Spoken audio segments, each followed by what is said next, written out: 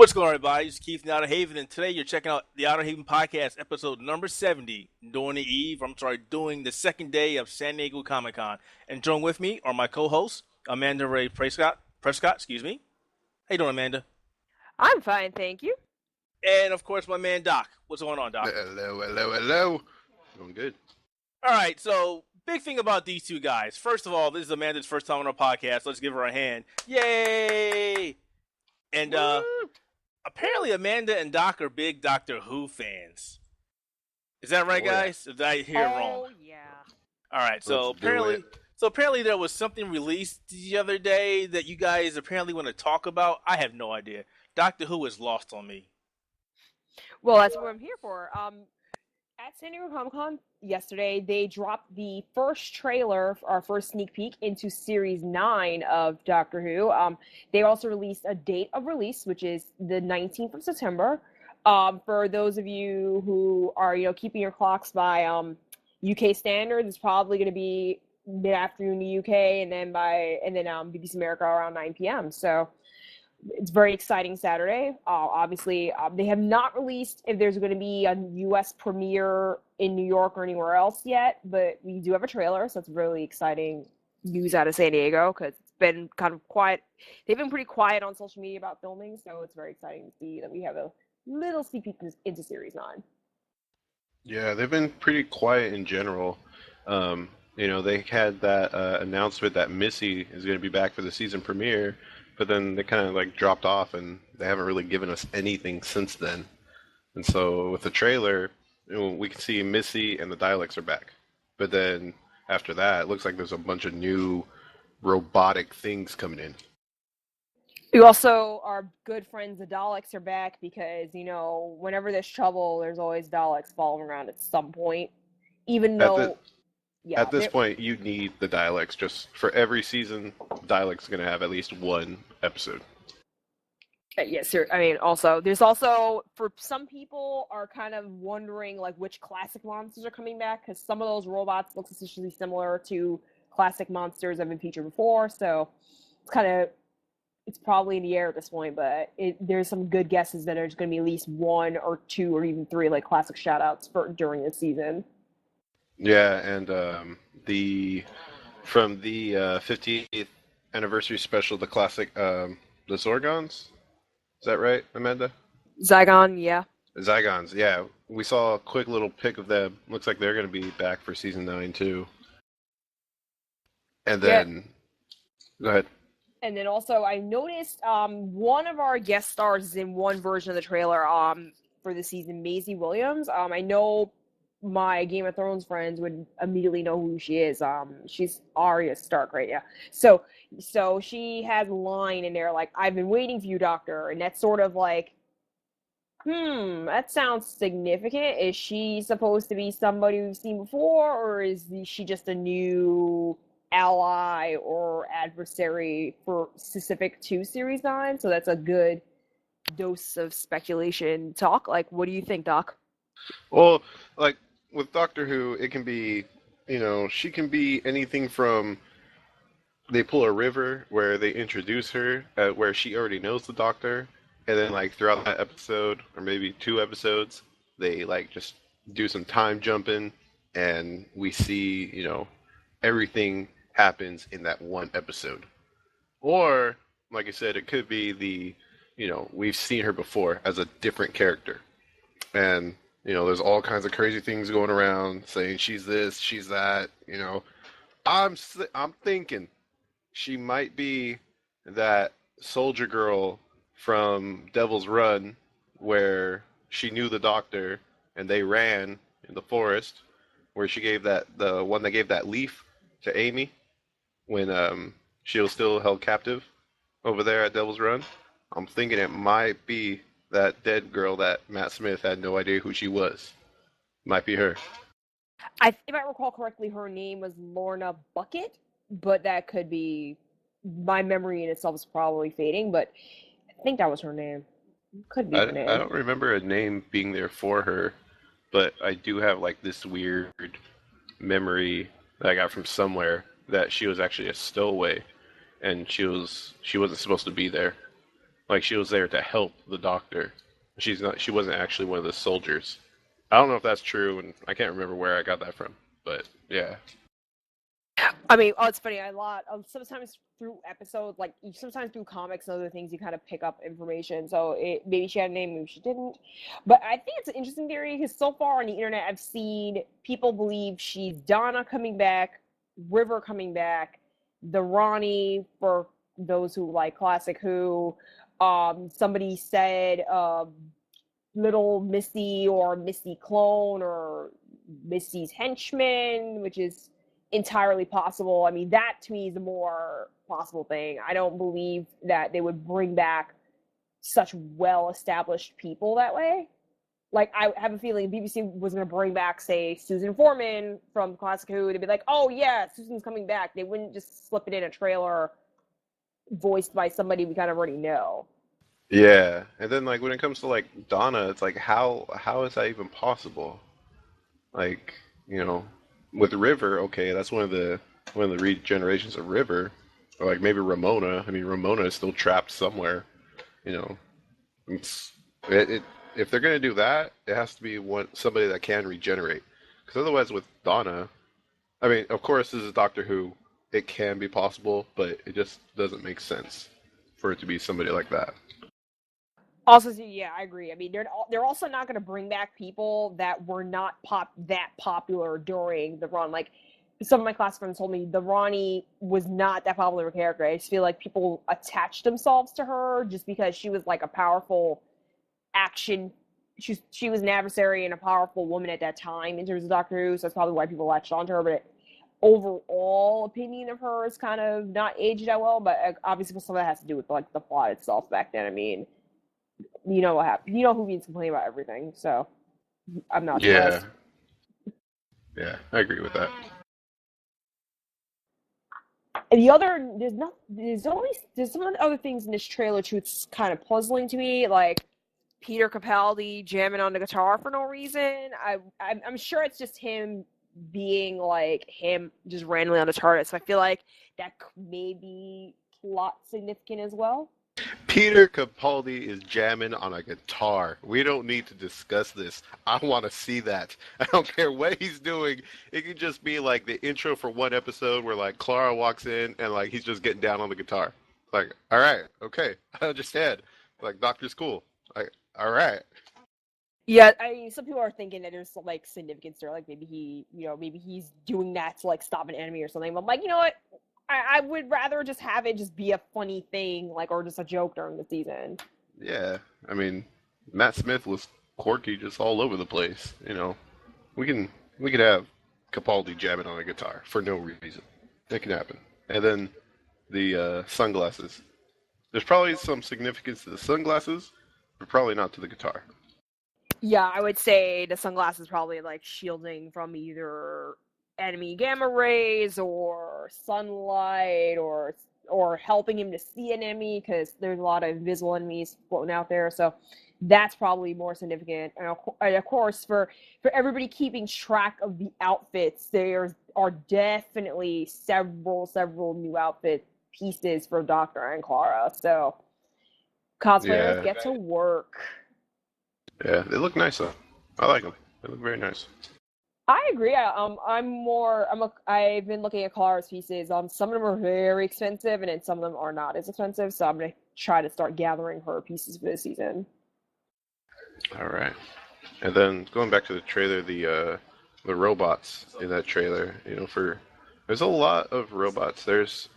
I feel like watching it. There's a lot of robots, and there's a lot of the like monsters. Like there was like that ghoulish looking guy with the top hat and the dude without any eyes. Like they have like a ghostly tint to them, to all of them. So I don't know if they're all related or what, but then those robots, they also the certain ones in particular, they look like the robots from Dinosaurs on a Spaceship, the henchman robot ones.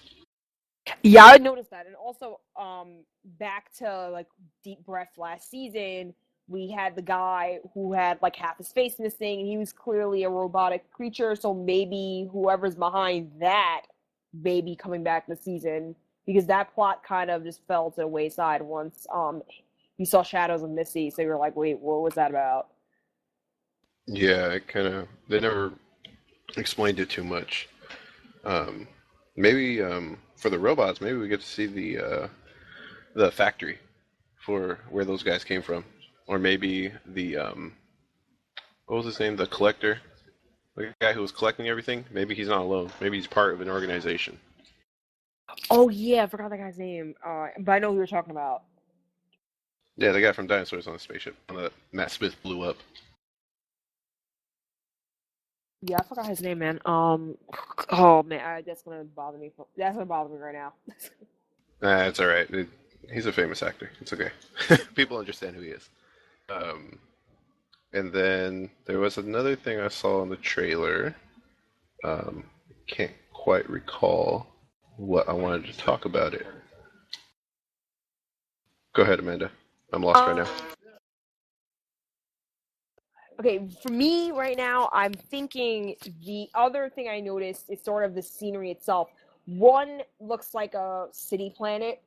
One looks That's what I was going to talk about. Okay, one we're on the looks same very wavelength. underground, and then one looks like kind of like running through London, and then it goes back to like maybe Gallifrey. I don't think it's Gallifrey. It looks like Gallifrey, but I don't think it is. I think they teased it, and they want you to think it is. But it looks a little more industrial than Gallifrey is. You know, it looks a little more silver. The architecture is a little more bubbly than Gallifrey, like the actual buildings. And, you know, like the silver, there's more of a silver tint over it. And it looks like there's more, buildings. Like where Gallifrey was more towers, but they were kind of spaced out over the central tower. This one looks like a central tower with a bunch of connecting buildings. Looks a little more industrial. Yeah, I would agree with that. I mean, I feel like the BBC is notorious for putting out false hints out there, so I wouldn't be surprised that's just a huge part of just the general plot of Series 9, and not specifically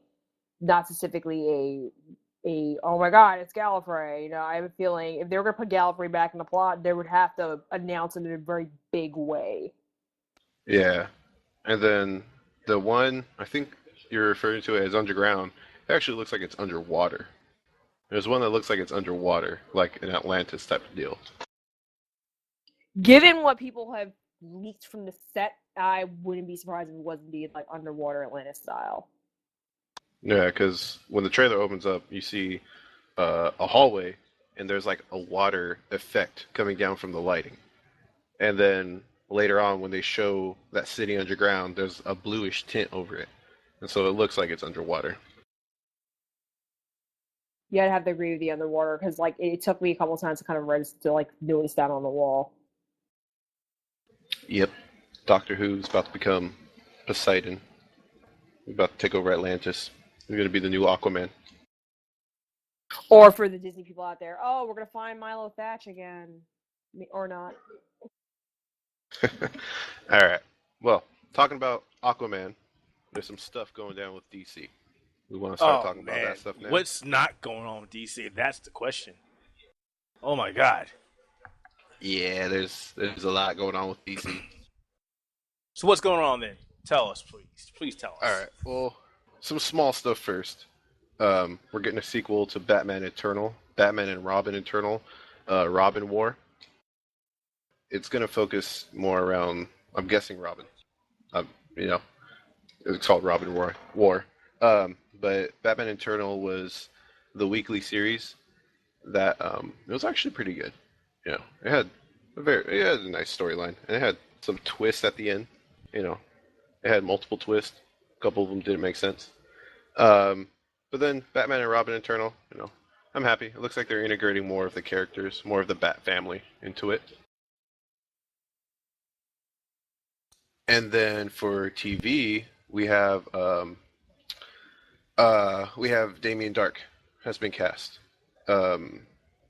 Neil McDonough, I think that's how you say his name. That guy that's been from everything. Like, look him up.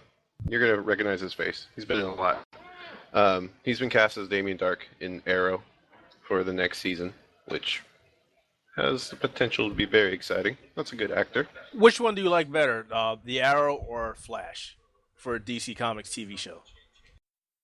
I like Arrow, but that's just a personal preference because I usually tend to like things that are a little darker and grittier. So I like Arrow, but The Flash is an excellent show. I like The Flash too, but Arrow a little more. All right. So, I cut you off, so I probably ruined your chain of thoughts. Let me get you back on there. I haven't been really following the Comic Con as far as the comic book scene. Has DC Comics announced any new animated features yet, other than the upcoming Justice League Gods and Monsters, which should be coming out this month or later next month? The full movie, not the what's it, 2-3 minute shorts they put out on Machinima. Yeah, I don't know. I haven't seen anything. Oh. Yeah, I mean, I was hoping for something too. I like those. Yeah. They have very excellent animated shorts. I mean, I really wish the DC Comics would just give up going to the cinematic route and just stick to doing animated features, because they blow everything out of the water. They pretty much destroy everything that Marvel does with their animated shorts. The animation is spot on. They take from their backlog of sagas and comic issues, which is pretty good. And even the last one they came out with, Batman versus Robin, I enjoyed that so much. And I was like, all right, I need more. But yes, you know how they are. Yeah, they were great. But then with the new one, I think it was with the one that just released and the new one coming out, they're starting a continuity with them. And I think that started with the last one that came out. Yeah, they kind of they've been doing that for the last couple of them. They've been following up and continue after. But I think Batman versus Robin didn't follow that trend. It was more like the previous Justice League ones. Those are the ones that followed up and kept going on. The new one that's coming out, the Gods and Monsters, is just a what if or a different scenario. Yeah. But you before we jumped on, you were mentioning that the Dark Knight is actually getting a third part to it. Can you elaborate on that one? Yes, the Dark Knight 3, The Master Race. It is a third part of the Dark Knight Returns now trilogy. So it's Dark Knight Returns, Dark Knight Strikes Again or Strikes Back, and now it's going to be Dark Knight 3, The Master Race. It's not about PC gamers, is it? What was that? I was being asked. I said it's not about PC gamers, is it? No. Yeah. I don't know. They haven't released anything about the actual storyline. I hope not. But Frank Miller's back. Yes, and he needs to be the one writing that. Of course. I mean, there's no other person that can write it. I mean, Frank Miller and Brian Azzarello from 100 Bullets, and then the Joker and the Luthor graphic novels. He's from a bunch of other stuff too, but Brian Azzarello has made a name for himself. So Frank Miller with Azzarello, I have high hopes. Yeah, it should be. Yeah, there's some big names behind that, so it better be good. You know, Frank Miller hasn't done this wrong with a Batman comic yet. This better be fantastic. Yeah, I mean, Dark Knight Strikes Back. Yeah, it was good, but it wasn't, Dark Knight Returns worthy, So hopefully they're gonna right the ship with this third part and bring it back to the amazing godlike book that Dark Knight Returns was. Was there anything else from the DC Comics side that stood out for you from Comic-Con? Yes, actually, let me see. I was gonna say, please don't say the movie. Right here. Please don't say the movie. Well, I mean, I haven't heard any news about the movie, but if it was, I might. But no, the Dark Side Wars is getting a miniseries tie-in, and the miniseries is going to cover each of the Justice League members as the Dark Side Wars is going on. And one thing that jumped out at me immediately, Lex Luthor is taking over Apocalypse. Wait, what?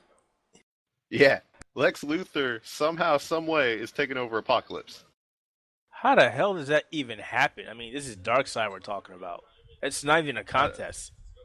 Well, it's going to be Darkseid against the Anti-Monitor. Oh. So maybe Darkseid's going to leave. Maybe, Anti-Monitor takes him out for a second. But there's going to be a tie-in book where Luthor is the sole god of Apocalypse. Yeah, that doesn't sound well. All the trouble he can cause with Apocalypse. Yeah. Yeah.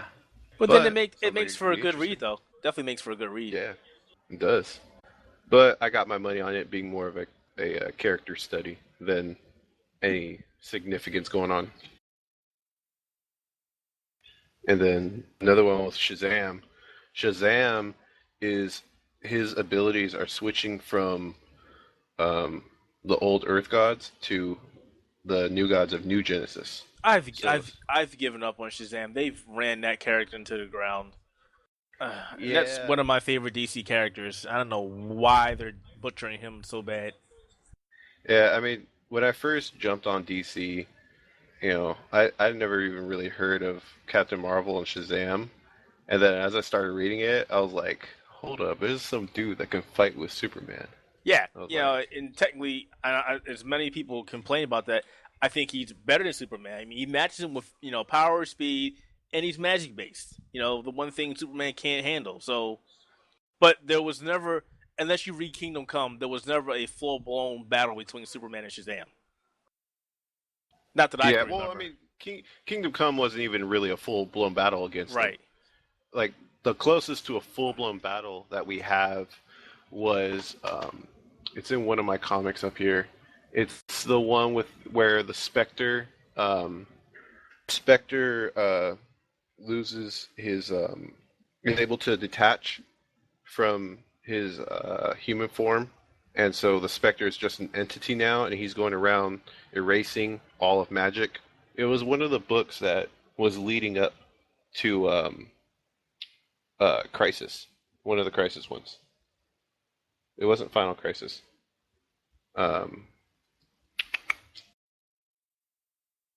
Anyways, yeah. I don't remember that one. The only one I remember was, going off for, and it's not canon, the Justice League cartoon, the TV show, when Superman and Shazam were going at each other. That's the only one I can remember that was a full-blown, battle. I found it. Day of Vengeance. Day of Vengeance. That's the closest we get to a full-blown battle, because Superman is being taken over by no, I forgot that name. Give me a second. I'm gonna look that up. I want to look it up too, just it sounds curious. Eclipso. Superman's taken over by Eclipso, and so Superman and Captain Marvel go at it at the beginning of Day of Vengeance. I mean, that's like, it's not a well thought out fight, and it's not, it's an interesting read. It's not a great read, but that's the closest we come to Shazam versus Superman. All right, I'll definitely have to check that out then. Not to cut you off there, but I know we were talking before we started this show, and you had mentioned something about The Walking Dead. Yes. What's going on with them? What are they doing this time, the new season? All right, so The Walking Dead is having another season, and that starts in October. But in August, we're getting Fear the Walking Dead, the first spin-off on AMC. And this one looks interesting because, well, for me, it's going to be on the West Coast. So, I'm going to be happy. But also, it's going to happen during the events where Rick was in his coma. So we're going to see, like, the actual fall of society. Yeah, because people have been asking for that for a long time now, to explain what had happened, what caused all this. Yeah, well, I don't think it's ever going to explain what happened or what caused it, but it's going to follow a family, and it's going to follow them while, I think they're in LA, while LA is falling. So we're going to get a little pre-breakout, we're going to get breakout, and then we're going to get a little bit post-breakout. And I think, my guess is they're probably all going to die before the events of The Walking Dead take place. and that's why they're never going to connect the shows. Did they say how long that is it? So are they going to run side by side? I mean, is it just going to run so from August to October, or is it going to end before October? How many shows is it supposed to have before it's over? Let me look it up, but I believe it's going to be side by side. They're going to be running together, but Fear the Walking Dead starts in August, and then The Walking Dead starts October. So it'll be side by side, but they'll never meet up with each other. Yeah, no, they're going to be in different time periods, and they've come out and said that the characters from Fear the Walking Dead are never going to meet Rick Grimes and his group. Okay. Well, that sucks. Like I said, they're probably all going to die before, they even reach the point where Rick's come out of his coma.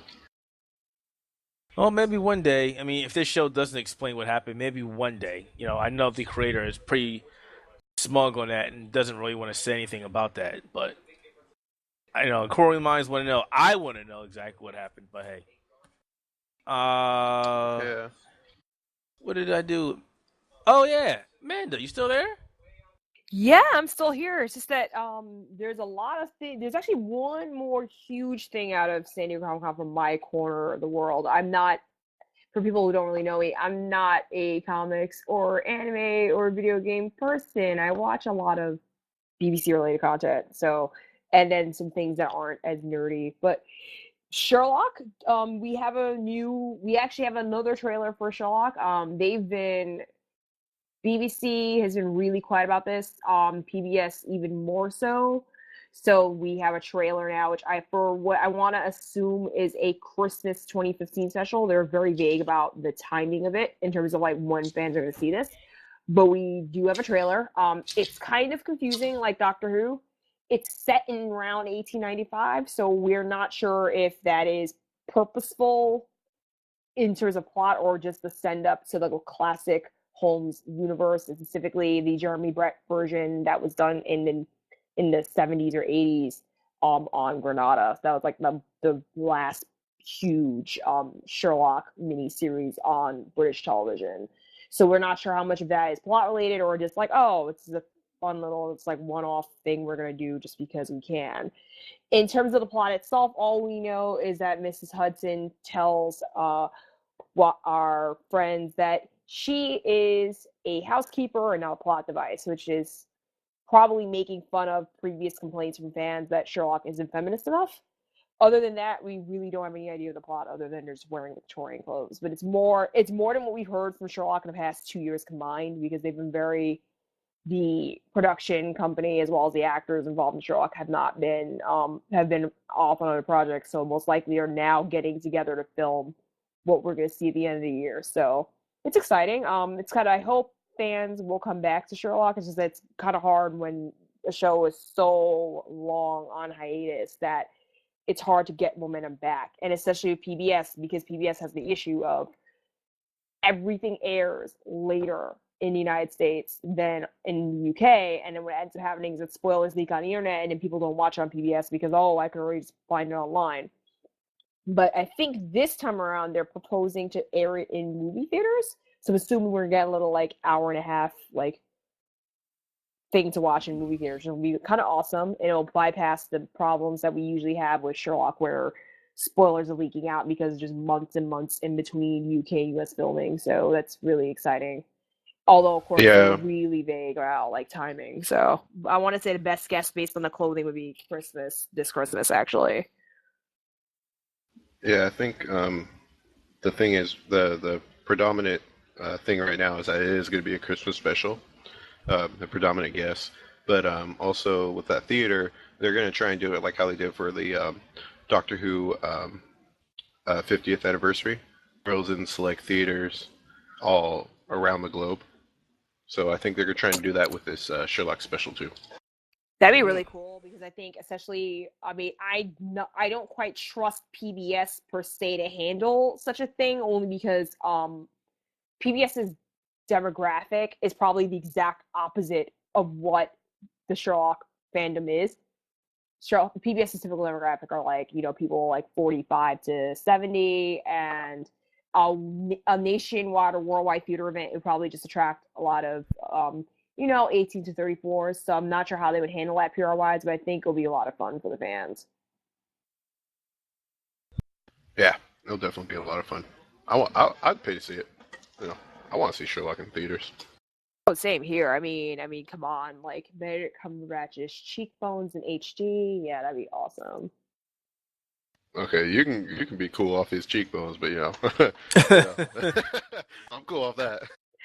And not just that. I mean, the plot itself in London, Victorian air quotes London would look pretty awesome in high def as well. Let me ask you something, Amanda. I'm sorry. Go ahead, Doc. Oh no, I was just gonna say the current Doctor Who set in, or not Doctor Who, sorry, the current Sherlock set in the past original Sherlock era. They can do some stuff with that. It's probably gonna throw people off though, because I mean, most of Sherlock's we've seen so far in BBC version at least has been modern day. So I'm not sure if they're gonna give us some sort of explanation, or they're just like, well, here's our chance to like pretend we're back in 1895. Then season 4 goes off back into the modern day. And of course, along with this trailer, people are still wondering about like the events like right after the end of series 3, where we have Moriarty supposedly coming back. We don't know if any of that's gonna end up in the actual Christmas special, or it's just like a one-off joke thing before they start the real season. I think it's going to be a one-off. We're not going to see Moriarty. Yeah, I kind of would agree too, because if they wouldn't, I think they'd probably want to save their like heavy-hitting stuff for like the end. Yeah, and I mean, Moriarty deserves more than a Christmas special.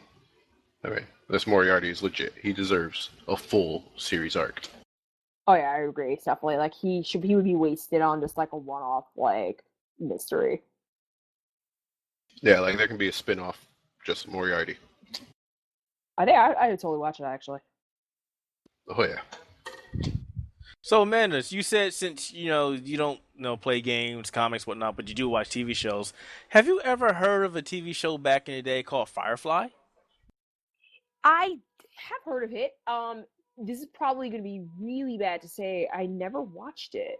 What? Come on now. Yeah, it's funny. I am highly, highly, highly selective about what I watch. I mean, I'm familiar with like, what happened on it, but there's a lot of things I just actually haven't like sat down and watched. Yeah. I know I'm killing my nerd cred every time I speak. No, it's all good. I mean, it's never too late for you to check out Firefly. I mean, if you got some time, definitely check it out. It's a series that's near and dear to my heart. I love that show and the actors on it, which is why I'm pretty hyped up. Have you heard about this, Doc? There's a new series coming out called Con Man, which is pretty cool because it's basically showing the stars that were in Firefly. And basically, a couple months ago, I can't remember, there was a campaign to fund this creative show called Con Man, and they only asked for a couple thousand, 100,000 or something like that. I can't remember what it was, but they ended up raising like $3 million to produce this show. And it's actually pretty cool because the plot of this show is basically they're spoofing Firefly and they're naming their show Spectrum, which ended up getting canceled way too soon.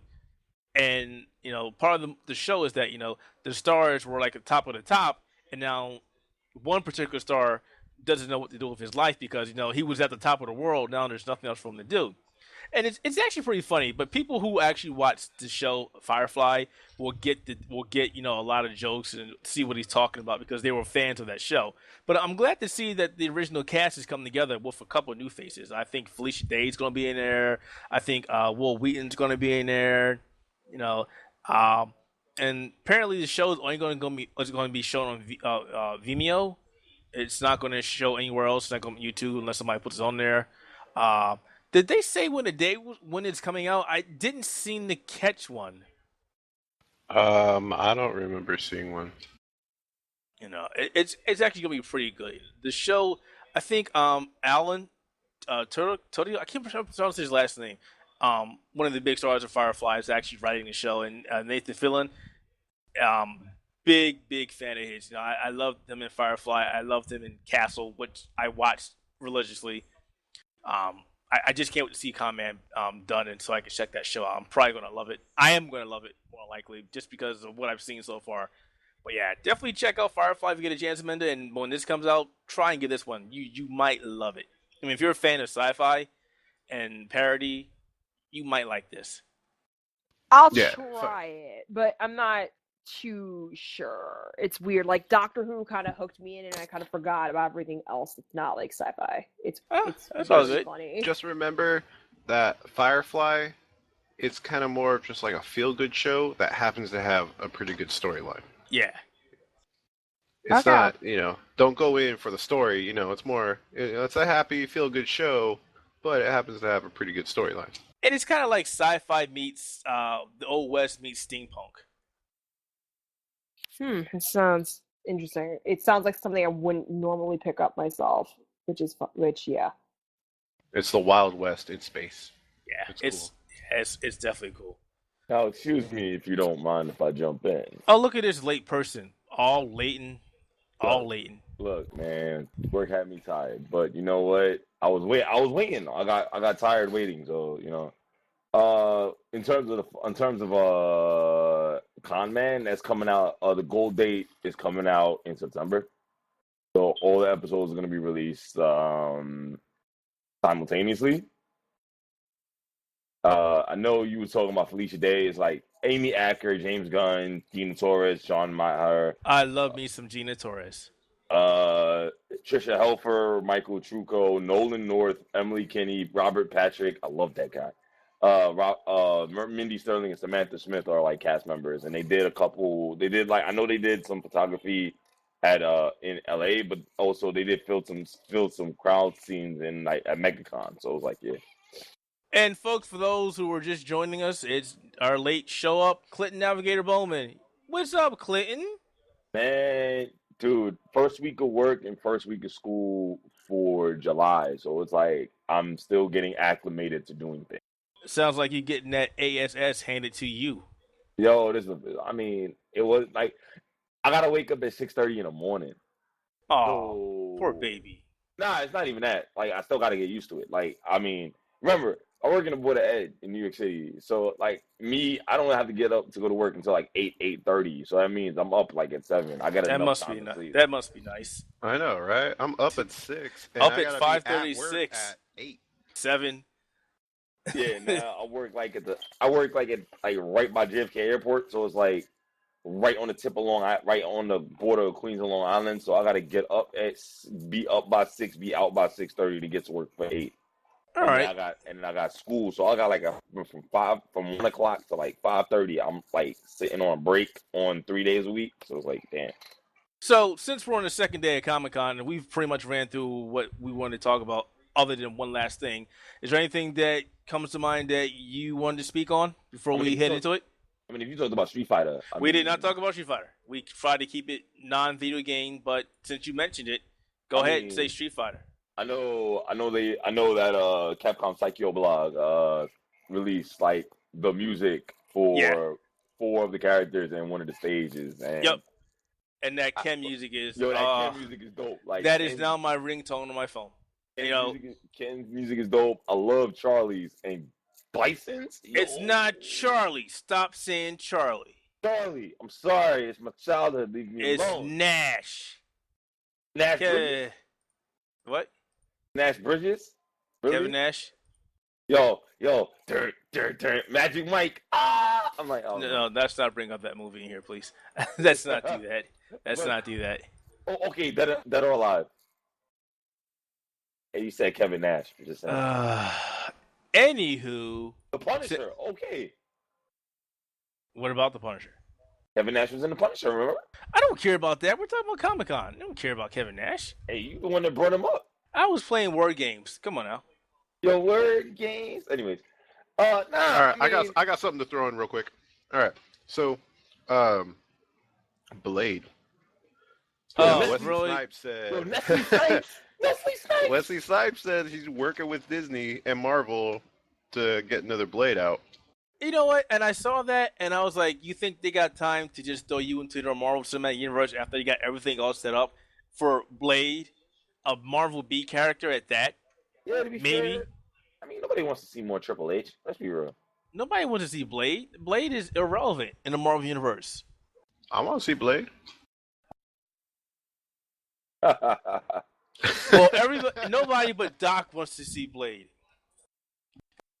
All right, but also during this interview, he said that even if this thing with Marvel doesn't work out and Blade doesn't work out, he has another character he's working on that would put Blade to shame.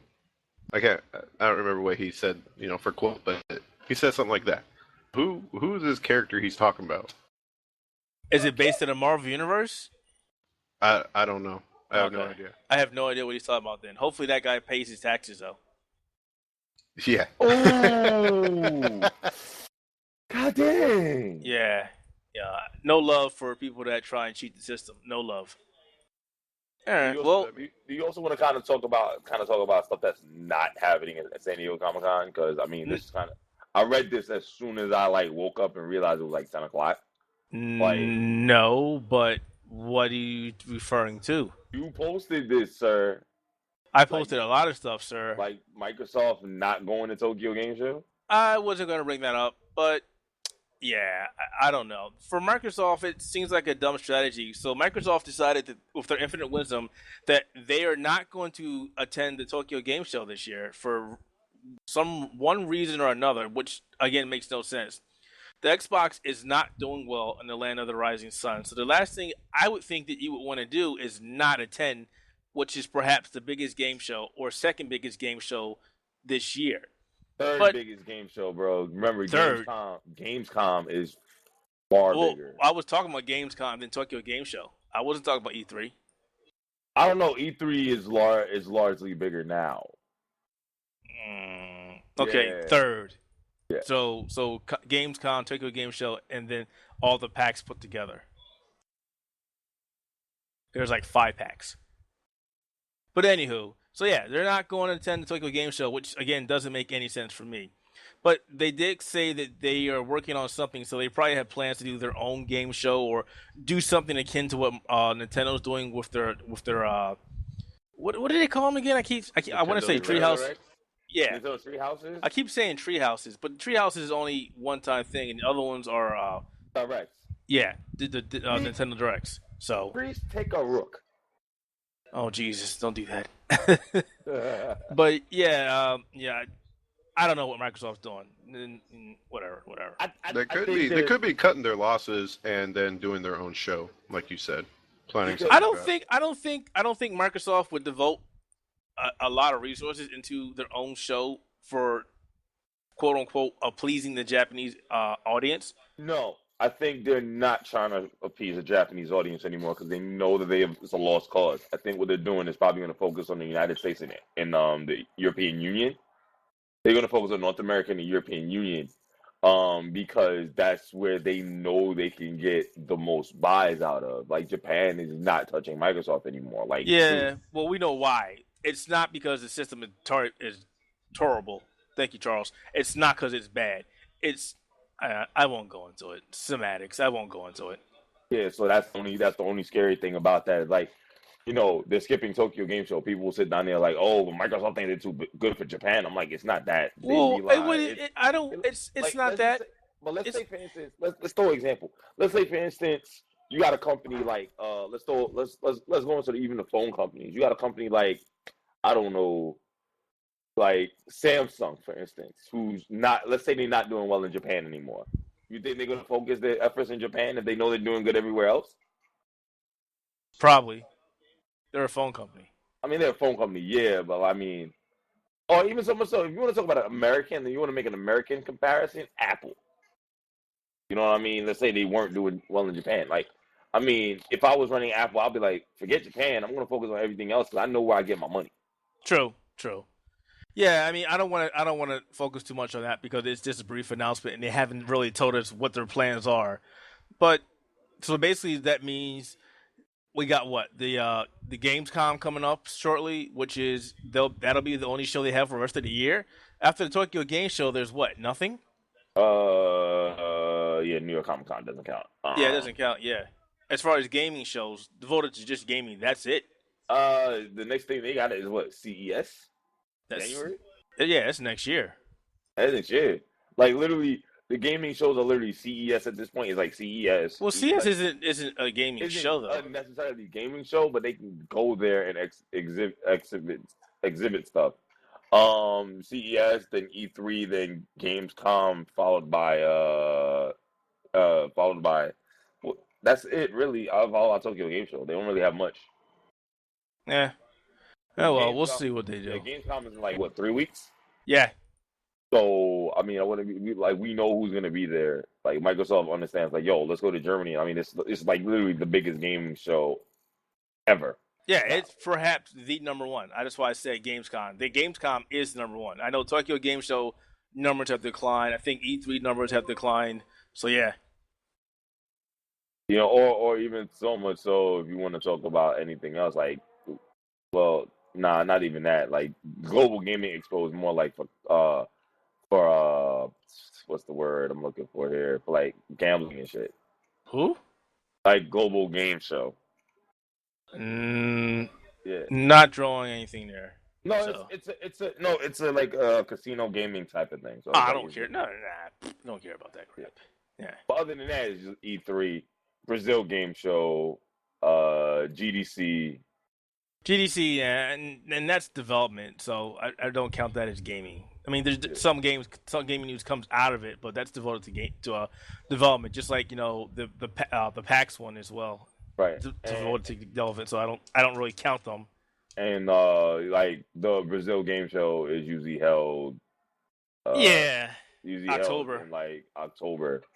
So I mean, that's not really big though. So I mean, it's 250,000. It's 250,000 people back in October 2014, and that was like around the same time as New York Comic Con last year. So the next part of Comic Con, which is always my favorite part, is the toys. You know, tons and tons of toys. There's a lot of big toys announcements out there. Yo, you are not the only one, son. Holy shit! Damn it! I didn't mean to cuss, but I did it. So so much for that rating. Tons of comics related merchandise. You know, Marvel Legends came out. You got Ben Reilly. You got, you know, the female Beetle. You got, oh man, there's just tons of things out there. Disney came out with Star Wars characters. You got Ahsoka, the Black Series. You got Luke Skywalker. Yo, you got the Millennium Falcon. It's like, oh my god. You know, there's just fan of amiibos. I mean, that they said there's a really detailed Mewtwo amiibo. I saw the image of it. It's really nice. I'm not a fan of amiibos like that. That's more of Will. But you know, what caught my eye again was this huge ass 1/6 scale of the TIE Fighter. Holy shit! I will post images on that. And you just continue using foul language. Yeah, I'm sorry. I'm excited about that one. And I was like, wow, this is, you know, really, really nice. But I can only imagine how much that's going to cost. Yo, you talking about that? Like, yo, so I seen the TIE Fighter, though. Yeah, it's going to be expensive. But, you know, they had, you know, you know how much money it is? $170. How much? $170? Nah, that's not 170. Not that TIE Fighter. Not that particular TIE Fighter? This is a 1/6 scale. That's huge. Yeah, no, that ain't 170. That's huge. We're looking at least $600-$700, maybe more. I'm looking at an article right now talking about the Force Awakens TIE Fighter.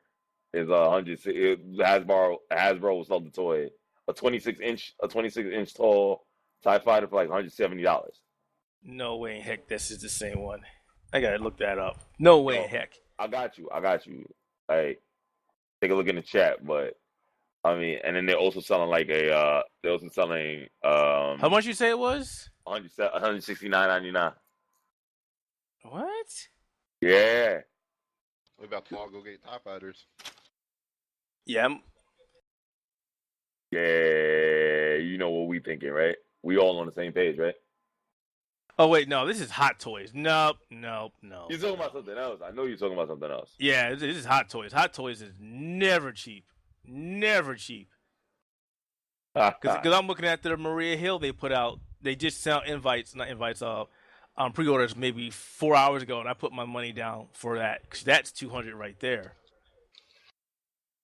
Yeah, I can't find that TIE Fighter, but I'm gonna say that there's no way in heck that I wouldn't be surprised. That's gonna be like $200-$300 if that low end. Well, let me break it down for you. So remember that Hulkbuster I showed you not too long ago, And I sat down there and want to rob you. and it was I'm $800, and it was kidding. $800.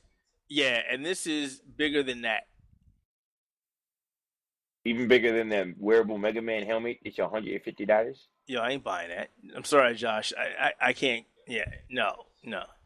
Because that's something that I would never wear. I would just put up and look at it, which defeats the purpose. So shouts out to Doc. Yo, shouts out to Doc for providing this. But yeah, I mean, yeah, there's just tons and tons of toys. But Amanda's on, and I know she's a big fan of one particular toy, right, Amanda? Yeah, I am a huge Funko Pop person. I mean, I collect.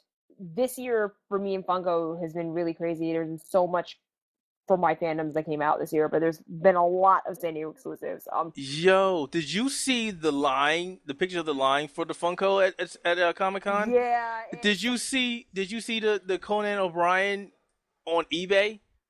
Yup. Wait, time out. Time out. There's a Conan O'Brien Funko Pop? There's 4 Yes. Conan O'Brien Funko Pops, actually. 4 of them. You want one? You gotta spend it $200 up. I saw some for a couple thousand. Yeah, I think Yeah, that yo, Conans are definitely exclusives. There's some other I'm looking at right now. Brian Fuller from Hannibal, the creator of Hannibal, has his own Funko. The Look. Flash Unmasked. Regina from Once Upon a Time. She's looking very evil and very cute at the same time. I want Regina. They also got a Age of Ultron, Captain America Unmasked. They've got to get this, Clinton, they have a Dragon Ball Z Golden Frieza from Resurrection F. And also Vegeta. Excuse me while I flip tables. And these are all exclusive, so unless they decide to right. sell them somewhere else later on, or You know what? It's funny because I found some San Diego Comic-Con exclusives on Amazon like a year later, like Yeah. like the Power Rangers ones, and I'm sitting on there like, should I spend $27 to buy this? yeah, you should. I'm like, yo, son, I'm like, All I can tell you is, guys, the Outerhaven will be at New York Comic Con later this year. Clinton, if I was you, I would get there early and just hit up those lines because they're gonna have exclusive stuff there as well. I'm scared, dude, I'm skipping work. But back onto this, yeah, they even have a Batman versus Superman 2-pack, and I'm like, come on, why is that exclusive to Comic Con? Come on. Yeah, why is that exclusive? Because they're jerks, that's why. Well, some of the exclusives have been Barnes & Noble, Hot Topic, Fugitive Choice, Toys R Us, and Amazon? some of them have been appearing elsewhere. Walmart, too. Walmart as well. For Barnes & Noble, I know they have Unmasked Captain America, Unmasked Arrow. What? I'm going there tomorrow. K3PO, Where? Blackout. Say that This again, is where? Barnes & Noble I'm listing.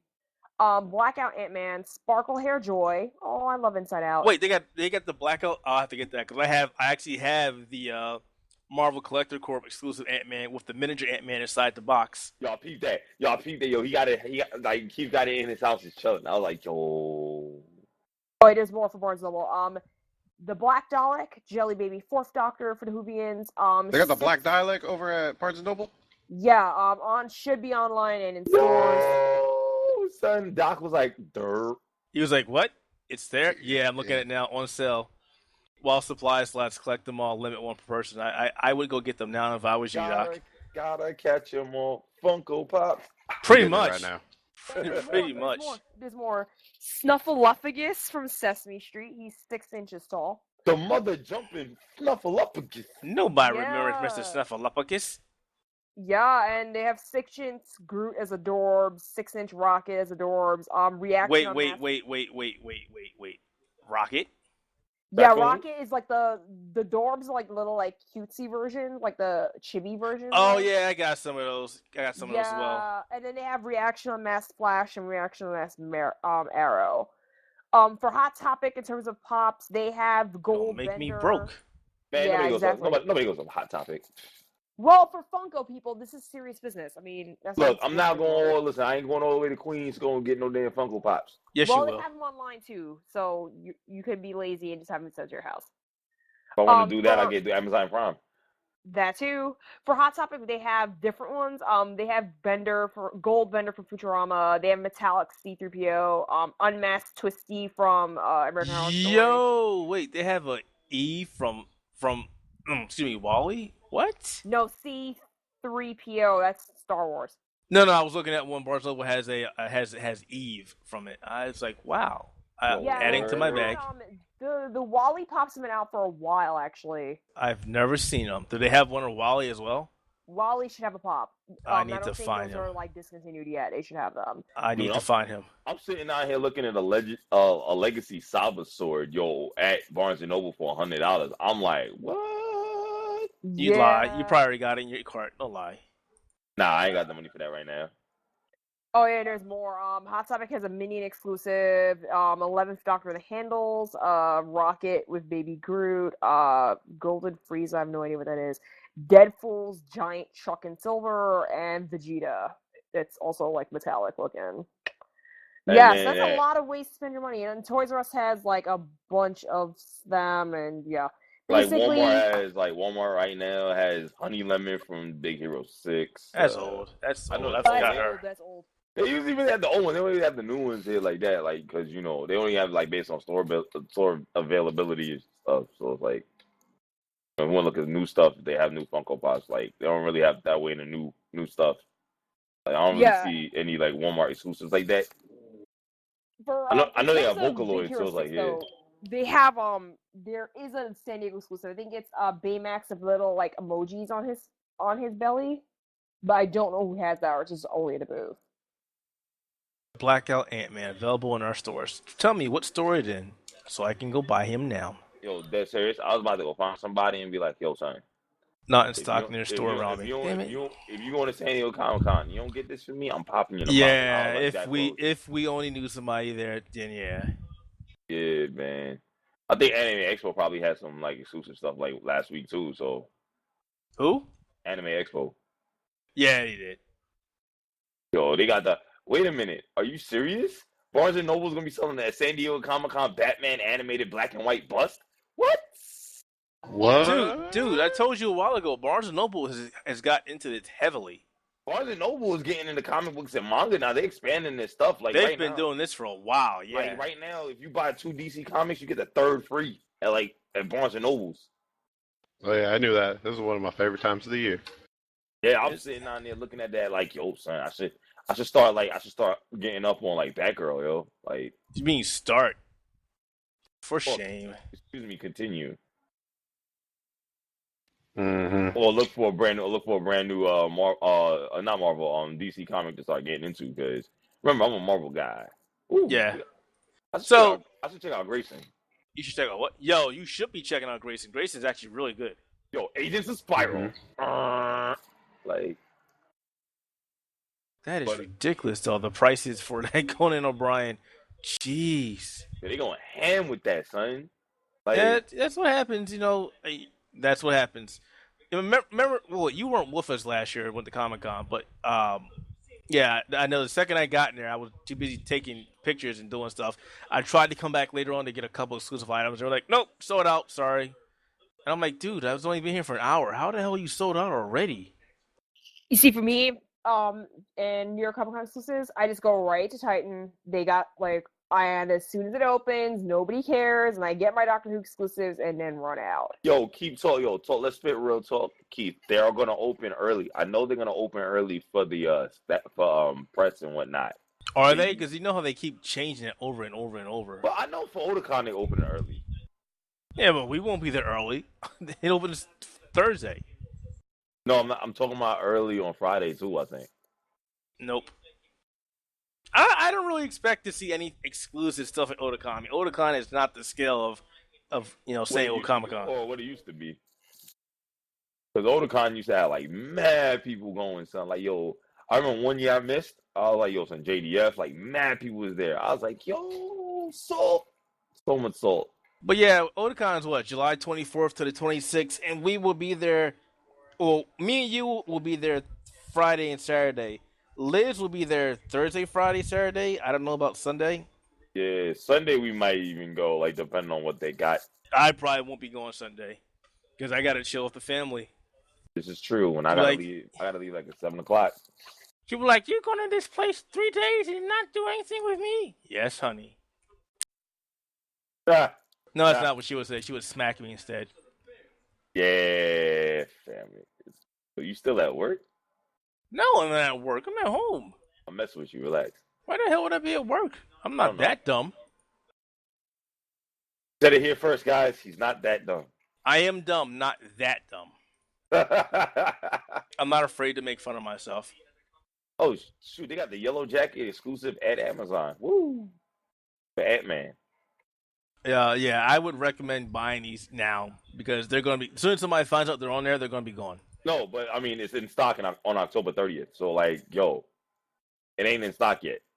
It ain't going to be in stock for a good 3-4 months. Maybe. That's what pre-orders are for, because as it is, in terms of pops, I already pre-ordered the Outlander set. And speaking of Outlander, that's actually something that's going on at San Diego tomorrow, except I have no idea what they're releasing for new Outlander material, because they're filming right now. So most likely they'll give us like a nice little 30-second trailer, and that's probably it. Also, I want to kind of talk about, real quick, outside of San Diego Comic-Con, I want to talk about the new Ghostbusters movie that's coming out with Melissa McCarthy and Kristen Wiig. That was at Comic-Con. That's part of Comic-Con. Yeah, that's Comic-Con. Yeah. Yeah, it was there. They released the picture there at Comic-Con. Right. All right, cool. Thank you for clarifying that. There's a lot of backlash behind that because they are apparently not sticking to the traditional thing with the nameplates and all this stuff, and just because they're women. I don't want to touch on that and see how everybody feels about that. I mean, I saw the picture. I mean, I didn't really think much of the movie when I first heard about it, but now that I saw the picture, it's like, they're Ghostbusters. They fit. It doesn't look like they're out of place. It looks like they fit. I'm happy. Do I think it's going to be as good as the original Ghostbusters? Probably not. Most likely not. But, they look, the actors they got, the actresses they got, it looks like they fit. Looks like it's going to be humorous. I don't know. From a costumer's perspective, I think the new outfits look easier to construct because I think the Ghostbusters you usually see, like icons, they're very sort of 501st style. You have to do it this way. I feel like these outfits are probably a little bit more on the homemade side, or at least people can mock them up faster. They don't look as involved.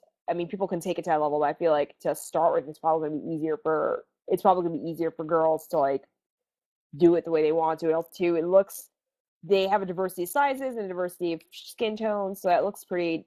From that front, to me, it looks pretty good. I mean, in terms of the plot, I think where they're going for is sort of multiple universes within the Ghostbusters world, or multiple plots happening at the same time. So that might be why they're trying to purposely divert it away from like what the original one looks like. Steve? Honestly, I don't have an opinion on it, to be honest. I wasn't really that much of a fan of Ghostbusters when it was out. I mean, I watched it, I enjoyed it. As far as this one, I really can't say anything. It's Ghostbusters. I could care less if they're female or not. I can't even be mad at you for saying that. I mean, does it matter? I mean, I'm just saying, I couldn't be mad at you for saying that. Like, I feel you. I mean, a lot of people made a big deal of it. Hey, they're females. Okay, hey guys, they're not the same Ghostbusters that we grew up on. Move on. Especially since, Harold Ramis, rest in peace. The only beef that I had with this movie, and I think I've said this to you before, I'm not a big fan of Melissa McCarthy. I just am not. I'm not a big fan of Kristen Wiig. I don't think she's funny. Yeah, same with Melissa. I don't think she's funny. Or her brand of humor, it doesn't work with me. Because her brand of humor is like fat shaming for the most part. So she's kind of like goes after herself a lot, which is like, I appreciate the fact that she has a sense of humor. I think that's why I find her funny. And then Kristen Wiig tries too damn hard to be funny. I mean, as long as this movie has a humorous tone, but gets serious when it needs to get serious, then I'm all for it. If you're just going to take the name Ghostbusters and have shitty performance and expect it to do good just based on the name, then yeah, that's not going to happen. So, yo, Keith, I know you're excited about this though. I know you say about this to make you feel a little better. Yo, Disney Infinity 3.0. Yo, but I was already. Go ahead. They pushed up because remember they were talking about September. Nah, I saw they pushed up to August, so I was like, eh. Wow, I thought you were excited. You was like, oh my god, I'm getting it. I know I'm gonna get it, but it is what it is. I got I got a lot of stuff to deal with and play and check out and review and talk about. So yeah. Especially since there's gonna be a Heroes video game coming up soon too. Oh, what? A Heroes video game. Heroes based on the show Heroes? Yeah. Yeah. I know. No. That's the thought that I had. It's like why? Yeah. Okay. Anyway, next. I'm looking forward to Amazon Prime Day, even though I ain't gonna have no money. If you ain't got no money, you should be looking forward to no damn spending day. Look, I want to see what they got. But that's just gonna make you depressed. I ain't got this money, but I want it. Well, I mean, look, it doesn't make me depressed. You instead of doing window shopping, you're gonna do modern shopping. Got it. Now look, listen. I mean, like, for the past few weeks, I felt like the 50 Cent was talking about me in his song "Window Shopper." Right? Like, it made me feel a little way, but not depressed. Shit, I don't know about you, but I've been getting my money for Otakon just in case. I've been selling all the shit that I picked up over the years that I don't want and selling that crap on eBay and making bank off it. Word. I feel you on that one. You see, I'm not going to Otakon. My next con is Dragon Con. I mean, at least one that's not like work related. So I'm saving money for Dragon Con, but also too with Prime Day, I have a feeling a lot of books and DVDs are gonna go like deep discount. So I was waiting and pausing and thinking, what do I want on my list? And then let's see how cheap it is on Prime Day. So yeah, that's kind of what I'm looking forward to in terms of Prime. I'm sorry, go ahead. There's a couple series and stuff I want on DVD, so I'm like, you know what, I'm gonna wait until Prime Day and see. I'm very curious to what they're gonna put on sale, what kind of deals they're gonna have for Prime Day, because it's kind of ballsy. The Amazon, like, you know what, we're gonna have our own shopping holiday, and you will come if you're an Amazon Prime fan or a member. Look, listen. I tell you, if games end up getting on a really deep discount, I wouldn't be surprised if cheap ass gamer really like says, "Yo, we got to jump on this," and we know. No, they will be. They're always in the front of it. They will be. I would not be surprised if games go for deep discounts. Because, like, let's be honest. You want to talk about, there was like a couple articles going around and a couple, stuff going on. Neil Gaffer's like, why are games so expensive digitally? And a lot. I can tell you why. The main reason is like the publishers and the people who kind of run the digital marketplace. It's the same thing as retail. The prices are technically at the mercy of the retailer. Yeah. So like you get a retail copy of the game. That's exactly what it is. You get a retail copy of the game. GameStop doesn't have to sell that stuff for like $60. They can sell a game for like $20 and still make a profit because they already bought the game. Right. It's not, back in the day, used to feed you smoke and mirrors saying, they had to pay for the manual and the case. And if you notice over the years, there was less and less of a manual. In some cases, there was no manual whatsoever. The manual was like built into the game. And they're like, hey, we had to pay for this disc. You had to pay 25 cents for the disc and another 10 cents for the case. So where's the overhead? Where's the overhead coming from? They're going to charge you how much they want to charge you, and that's all it is. They can charge, because if that was the case, then why would they end up selling a $60 game, 10 months later, for $25 or $35? Exactly. That's crazy. It's like a lot of people are sitting down there like, because the publishers are greedy. No, the publishers aren't greedy. They already got their money once it gets to GameStop, Walmart, Best Buy. They pay for their stuff and they pay for their bulk. They don't care. And it's paid. And thing like Amazon, not Amazon, like Steam and CD Keys and all these other people that sell games, they've already got their random key generator for the game anyway. And they got the game in the cloud already. So, like, they can sell at any price they want to and not even worry about losing money. Yep. That's just what it is. I mean, it's a shame it's a quote-unquote dirty practice, but again, it is what it is. And at the end of the day, it's a business, and they're out to get their money.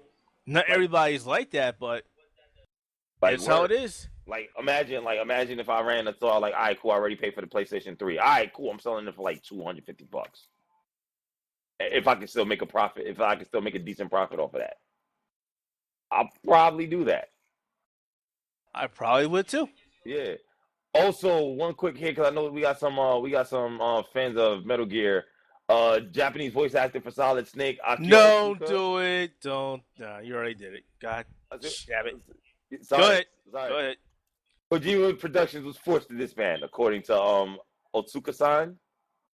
He wrote a heartfelt goodbye to Kojima Productions on Twitter today, stating that it appears the work that the team has been putting in the utmost effort is nearly complete.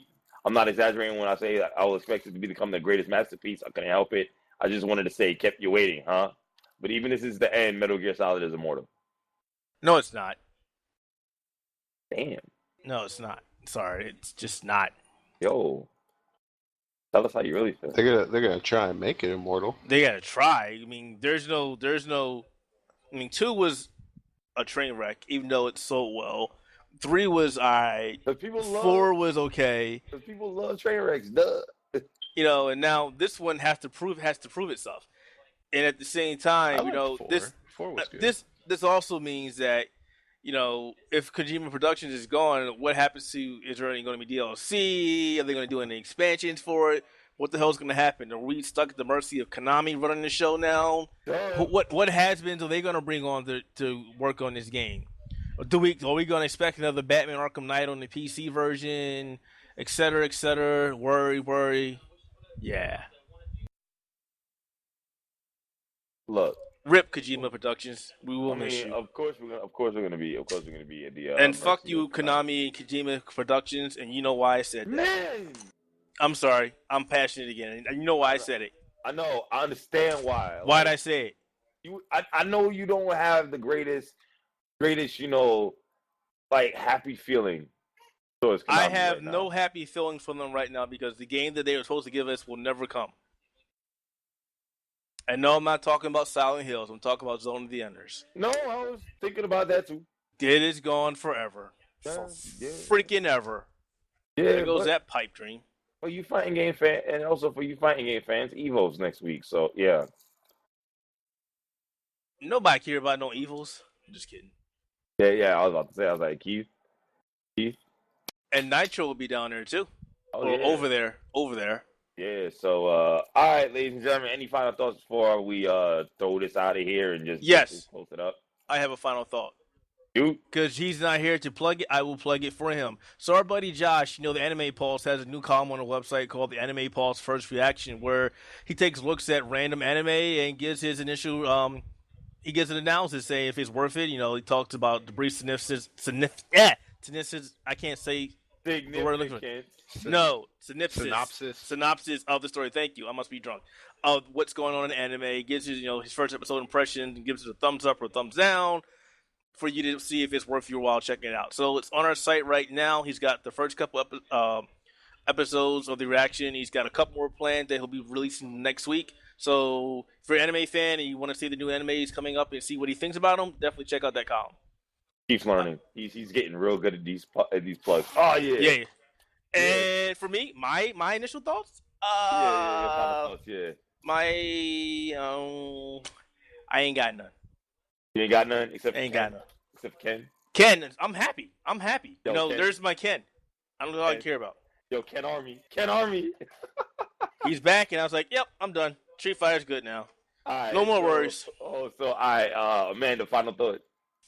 Final thought, I'm excited for Doctor Who and Sherlock. Outlander is tomorrow, so we don't know what's going to happen with that in terms of San Diego Comic-Con, and that's pretty much it for me. I should also say that I'm jumping on the site and going to be doing random television reviews, opinions, whenever I feel like I have to get something off my chest. My first review is dropping on Sunday, which is going to be sort of a rundown of the PBS series Poldark. I know nobody here probably knows what I'm talking about, but my friends who love British costume dramas, you should probably check out what I have to say about Poldark. Doc? I don't got much to say. I mean, this year's Comic-Con's kind of a little boring. Not much is going on. But The Witcher 3 patch 1.07, the game that keeps on giving. They are pumping it out. Like, this patch is about to be huge. Wait, you finished that game? There is no finishing The Witcher. There well, is none. I have to at least play through it. You understand with all the reviews that I've had to do and work on and prepare and stuff. Like I have had no time to play anything else. And you're bitching to me about reviews because I don't have any either. I'm not complaining. I'm like, I'm not complaining. I know Please keep sending them to us. We'll keep knocking them out. we are sympathizing with each other on this. Yeah, so that's it for me. You know, that big patch for Witcher. Then, if anybody ever wants to talk about Doctor Who, you know, hit me up. I'm on Twitter. I'm gonna have to start watching that show just so I know what the hell is going on in Doctor Who. Man, I don't Please do. I don't wanna Please touch do. I don't want to touch myself right now. I got a lot on my brain. For me, I'm still I just finished a preview for Lost Dimension, even though that game is like a year old. So It's a year old, not over here though. I know, but check that preview out. It's a really fun game. It's coming out the end of the month.